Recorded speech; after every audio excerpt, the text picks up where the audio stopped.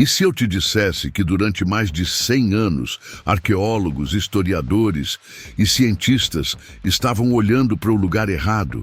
Que a história dos primeiros habitantes da América, que você aprendeu na escola, não é só incompleta, é fundamentalmente equivocada? E que levou uma única gota de DNA de um crânio esquecido em uma gaveta de museu para derrubar décadas de certezas científicas? Essa história que vou te contar hoje é tão improvável, tão repleta de reviravoltas, que se fosse um roteiro de filme, os produtores diriam que é absurda demais para ser verdade. Mas aconteceu. E mudou tudo o que sabemos sobre quem realmente somos. Vamos começar do jeito certo. Por mais de um século, havia um consenso praticamente absoluto na comunidade científica. Os livros didáticos eram unânimes, os documentários repetiam a mesma narrativa, e qualquer um que ousasse questionar era tratado como conspirador ou maluco. A história era simples e elegante. Há cerca de 13 mil anos, durante a última era do gelo, grupos de caçadores asiáticos atravessaram uma ponte de terra que conectava a Sibéria ao Alasca, chamada Beríngia. Esses pioneiros seguiram em frente, atravessaram um corredor livre de gelo entre os imensos lençóis glaciais que cobriam a América do Norte e se espalharam por todo o continente. Eles eram o povo Clovis, batizados assim por causa das distintivas pontas de lança encontradas pela primeira vez perto de Clovis, no Novo México, em 1929. Essa teoria tinha tudo para estar certa. As pontas Clovis apareciam por todo o continente, sempre nas camadas de solo, datadas de aproximadamente 13 mil anos atrás. Nunca mais antigas que isso. Nunca. E fazia sentido geográfico, afinal, durante a Era do Gelo, com tanto gelo prendendo a água do planeta, o nível dos oceanos estava cerca de 120 metros mais baixo que hoje. O Estreito de Bering era, literalmente, um caminho seco de terra firme. Era uma teoria bonita, linear, que explicava tudo de forma arrumadinha. E estava errada. Os primeiros sinais de problema começaram a aparecer nas décadas de 80 e 90. Arqueólogos teimosos, aqueles que não aceitavam a narrativa oficial sem questionar, começaram a encontrar sítios arqueológicos que simplesmente não faziam sentido. No Chile, um lugar chamado Monte Verde apresentava evidências incontestáveis de ocupação humana, datadas de 14.800 anos atrás. 1.800 anos antes dos Clovis. Mas como? Se os Clovis foram os primeiros e chegaram pelo Alasca há 13 mil anos, como é que existem pessoas na ponta sul da América do Sul quase 2 mil anos antes? A menos que tivessem se teletransportado, algo estava muito errado com nossa linha do tempo. E não parou por aí. No Texas, sítios como Buttermilk Creek mostravam ferramentas de pedra com 15.500 anos. Na Flórida, restos humanos submersos sugeriam presença. Vão explodir sua cabeça. E ativa o sininho, porque você não vai querer perder o próximo. Bom, onde eu estava? Ah, sim, a Revolução. Na virada do século XXI, a tecnologia de sequenciamento de DNA avançou de uma forma que ninguém imaginava ser possível. De repente, não estávamos mais limitados a medir crânios, classificar pontas de lança ou fazer datação por carbono. Agora, podíamos ler o código genético literal das pessoas que viveram há dezenas de milhares de anos. E é aí que a história fica absolutamente fascinante. Os cientistas começaram a sequenciar DNA mitocondrial, aquele pedacinho de material genético que passa de mãe para filho sem alterações, como uma mensagem em uma garrafa sendo passada através das gerações. E o que descobriram foi absolutamente chocante. Existiam não uma, mas pelo menos 5 linhagens genéticas diferentes entre os povos indígenas das Américas. 5 grupos distintos, cada um com sua própria história de origem, suas próprias rotas de migração. A ideia de um único povo atravessando por Beríngia em uma única onda migratória desmoronou completamente. Mas espera, porque fica ainda melhor. Em 2014, um grupo de pesquisadores conseguiu algo que parecia impossível. Eles extraíram e sequenciaram o genoma completo de um bebê que viveu e morreu há 12.600 anos no que hoje é Montana. Esse bebê, que os cientistas apelidaram carinhosamente de Anzik-1, era do povo Clovis. Era a primeira vez que tínhamos o DNA completo de alguém dessa cultura. E quando compararam esse DNA com populações modernas, descobriram algo que ninguém esperava. O bebê Anzik-1 compartilhava DNA com praticamente todas as populações nativas das Américas, do Alasca à Terra do Fogo. Mas mais importante, seu DNA mostrava uma ancestralidade que se dividia claramente em dois componentes. Um vinha de populações do Nordeste da Ásia, como esperado, mas o outro componente genético vinha de uma população que os cientistas chamaram de Povos Antigos do Nordeste da Sibéria, ou ANE, na sigla em inglês. E aqui está o pulo do gato. Essa população ANE contribuiu geneticamente não apenas para os nativos americanos, mas também para europeus modernos. Isso significa que existe uma conexão genética antiga entre nativos americanos e europeus, que precede qualquer contato conhecido entre os continentes. Agora você pode estar pensando, tá, mas e daí? E daí que isso mudou completamente o jogo? Porque se essas populações se misturaram na Ásia antes de chegarem à América, então a história da migração tinha que ser muito mais antiga e muito mais complexa do que imaginávamos. Os cálculos começaram a sugerir que os ancestrais dos nativos americanos se separaram das populações asiáticas há pelo menos 25 mil anos, talvez até 30 mil. Ficaram isolados em algum lugar, provavelmente na Beríngia, durante milhares de anos, e só então começaram a se espalhar pela América. Mas aqui vem o plot twist que ninguém viu chegando. Em 2015, outro estudo genético analisou populações indígenas da Amazônia e descobriu algo completamente inesperado. Essas populações carregavam traços genéticos que não vinham da Ásia, vinham da Oceania. Isso mesmo, da Austrália, da Papua Nova Guiné, das ilhas do Pacífico. Como é possível que povos da Amazônia compartilhem DNA com aborígenes australianos e papuas, que estão literalmente do outro lado do mundo? Existem algumas teorias. Uma sugere que houve uma rota migratória costeira, com pessoas navegando ao longo da costa do Pacífico em pequenas embarcações, muito antes do que pensávamos que os humanos eram capazes. Outra teoria, ainda mais radical, propõe que houve contato transpacífico direto com navegadores da Oceania, chegando à América do Sul há milhares de anos. Parece loucura? Talvez. Mas o DNA não mente. Essa assinatura genética está lá, clara como o dia, esperando por uma explicação. E sabe o que é mais louco? Cada vez que os cientistas sequenciam DNA de mais um sítio arqueológico antigo, mais complexa a história fica. Em 2018, pesquisadores analisaram DNA de um sítio no Alasca com 10.300 anos. Descobriram uma população completamente nova, que eles chamaram de povos antigos de Bering. Esses caras tinham uma genética única que não se encaixava em nenhuma das populações conhecidas. Eles eram como um ramo perdido da árvore genealógica humana das Américas. E olha, eu preciso te fazer uma pergunta agora, e quero muito que você pare e deixe sua opinião nos comentários. Com todas essas novas descobertas, todas essas evidências de rotas migratórias diferentes, de populações distintas, chegando em momentos diferentes, você acha que ainda existem grupos que vieram para as Américas por caminhos que nem imaginamos?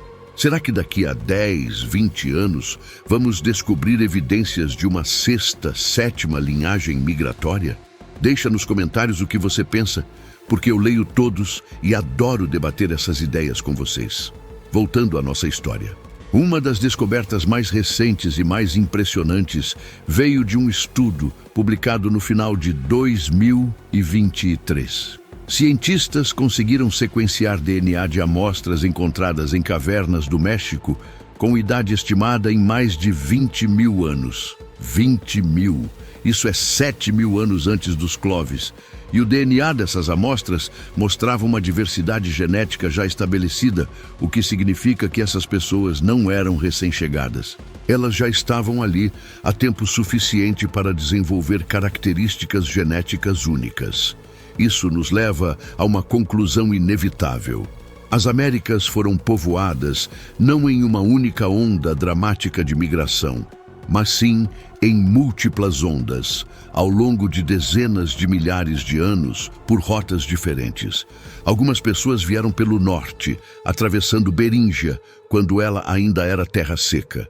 Outras podem ter navegado pela costa, pulando de ilha em ilha, de praia em praia, vivendo dos recursos do mar. Talvez algumas tenham até vindo por rotas que nem sequer consideramos ainda. E aqui está algo que me deixa arrepiado toda vez que penso nisso.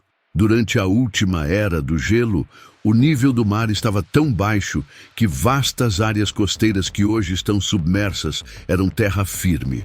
Regiões inteiras onde pessoas viviam, construíam comunidades, criavam suas famílias. Tudo isso está agora a dezenas ou até centenas de metros debaixo d'água. Quantos sítios arqueológicos incríveis, quantas evidências cruciais estão perdidas para sempre no fundo do oceano. É como tentar montar um quebra-cabeça onde metade das peças afundou no mar. Mas vamos falar da tecnologia que está tornando tudo isso possível, porque é simplesmente incrível. Antigamente, para sequenciar DNA de ossos antigos, você precisava destruir gramas e gramas de material. Era um processo destrutivo que tornava impossível estudar muitos achados preciosos. Hoje, com as novas técnicas, os cientistas conseguem extrair e sequenciar DNA de quantidades microscópicas de material. Estamos falando de alguns miligramas de pó de osso ou até mesmo DNA ambiental recuperado da terra ao redor de onde ossos estiveram enterrados por milênios. Existe uma técnica particularmente fascinante chamada análise de DNA sedimentar. Os cientistas pegam amostras de solo de cavernas e sítios arqueológicos e conseguem recuperar fragmentos de DNA humano, animal e vegetal que ficaram preservados ali por dezenas de milhares de anos. É como ler uma biblioteca genética antiga enterrada no chão. Com isso, eles podem saber não apenas quem viveu ali, mas também o que comiam, quais animais caçavam, até como o clima mudou ao longo do tempo. E aqui entra uma parte importante da história que eu preciso compartilhar com vocês. Fazer esse tipo de pesquisa é incrivelmente caro. Sequenciar um único genoma antigo pode custar dezenas de milhares de dólares. Análises em vários sítios arqueológicos, estudos comparativos, tudo isso demanda recursos massivos. E olha, se você está curtindo esse conteúdo e quer ajudar a gente a continuar trazendo histórias científicas incríveis como essa, considere se tornar membro do canal ou fazer uma contribuição pelo Valeu Demais. Qualquer valor, mesmo que seja o preço de um café, faz diferença gigantesca. Isso nos permite investir em pesquisa, em entrevistas com cientistas, em viagens para gravar em sítios arqueológicos. Você ajuda diretamente a criar mais conteúdos de qualidade como esse que você está assistindo agora. Bom, voltando, uma das questões mais controversas que o DNA está ajudando a resolver é o destino dos Clovis. Durante muito tempo, pensou-se que eles foram os ancestrais diretos de todas as populações nativas americanas posteriores. Mas as evidências genéticas contam uma história diferente. Por volta de 12.800 anos atrás, algo dramático aconteceu. A cultura Clovis simplesmente desapareceu do registro arqueológico. Suas distintas pontas de lança param de aparecer. Novos estilos culturais emergem. O que aconteceu? Alguns cientistas acreditavam que foi um evento climático catastrófico. Outros sugeriam doenças. Havia até teorias de que um impacto de cometa causou o chamado Dryas Recente, um período súbito de resfriamento global que devastou ecossistemas. Mas o DNA nos dá uma resposta diferente. Os Clovis não desapareceram, eles se transformaram. Suas linhagens genéticas continuam claramente presentes nas populações que vieram depois. O que mudou foi sua cultura, suas ferramentas, suas estratégias de sobrevivência. Foi uma transformação cultural, não uma extinção. Mas existe um lado sombrio nessa história toda. Quando os europeus chegaram às Américas, a partir de 1492, eles trouxeram consigo doenças devastadoras: varíola, sarampo, tifo, gripe. Estima-se que até 90% da população nativa morreu nos primeiros 100 anos de contato. 90%! É um genocídio de escala quase inimaginável. Isso significa que quando estudamos DNA de populações indígenas modernas, estamos vendo apenas os sobreviventes de uma catástrofe populacional sem precedentes na história humana. O que isso significa para nossa compreensão da diversidade genética pré-contato? Significa que provavelmente perdemos linhagens genéticas inteiras, grupos e populações que foram completamente eliminados antes que qualquer cientista pudesse estudá-los. É por isso que o DNA antigo, extraído de ossos e dentes de pessoas que viveram antes de 1492, é tão precioso. É nossa única janela para a verdadeira diversidade das populações americanas antigas. Uma descoberta recente que me deixou absolutamente fascinado foi o sequenciamento de DNA de múmias encontradas nas montanhas dos Andes. Essas múmias, preservadas naturalmente pelo ar seco e frio das altitudes extremas, revelaram que as populações andinas antigas já haviam desenvolvido adaptações genéticas para viver em grandes altitudes. Eles tinham variantes genéticas que aumentavam a eficiência de transporte de oxigênio no sangue, permitindo que prosperassem em ambientes onde a maioria dos humanos teria dificuldades extremas. E essas adaptações levaram milhares de anos para se desenvolver. Mais uma evidência de que as Américas foram povoadas muito antes do que a teoria Clovis sugeria. Agora, vamos falar sobre algo que poucos percebem. Cada uma dessas descobertas de DNA não acontece no vácuo. Elas dependem de colaboração estreita com comunidades indígenas, e essa é uma área delicada e cheia de questões éticas. Para muitos povos nativos, mexer com os restos de seus ancestrais é profundamente problemático do ponto de vista cultural e espiritual. Existe uma longa história de cientistas levando ossos e artefatos sem permissão, estudando-os sem consultar as comunidades descendentes e depois mantendo-os em museus longe de suas terras de origem. Felizmente, isso está mudando. Hoje, os melhores projetos de genética antiga envolvem as comunidades indígenas desde o começo. Os cientistas trabalham em parceria, compartilham resultados, respeitam protocolos culturais. E sabe o que é incrível? Muitas comunidades indígenas estão abraçando essas pesquisas, porque elas confirmam o que seus próprios conhecimentos tradicionais sempre disseram, que eles estão aqui há muito, muito mais tempo do que a ciência ocidental estava disposta a admitir. Existe uma história linda que ilustra isso perfeitamente. Quando os resultados do estudo do bebê Anzicum foram publicados, os cientistas fizeram questão de realizar uma cerimônia de reenterro em colaboração com tribos locais de Montana. O pequeno bebê, que passou 12.600 anos em coleções de museus e laboratórios, finalmente voltou para casa. Foi enterrado com honras, com cânticos tradicionais, com o respeito que merecia. Ciência e tradição, trabalhando juntas. Isso nos leva a pensar sobre o que essas descobertas significam para nossa identidade como espécie. Durante muito tempo, a narrativa dominante era de separação, de continentes isolados, de populações que se desenvolveram independentemente umas das outras. Mas o DNA mostra uma história diferente. Mostra que sempre fomos uma espécie em movimento, em contato, trocando genes e ideias através de vastas distâncias. Os nativos americanos não são um grupo isolado que chegou aqui e parou. Eles são parte de uma rede global de migração humana que conecta todos os continentes. Pense nisso por um momento. Aquele componente genético NE que mencionei antes, ele conecta nativos americanos com europeus através de uma ancestralidade comum de mais de 20 mil anos atrás. A assinatura genética da Oceania em populações amazônicas sugere contatos transpacíficos que desafiam tudo o que pensávamos saber sobre navegação antiga. Estamos descobrindo que nossos ancestrais eram muito mais aventureiros, muito mais capazes, muito mais conectados do que jamais imaginamos.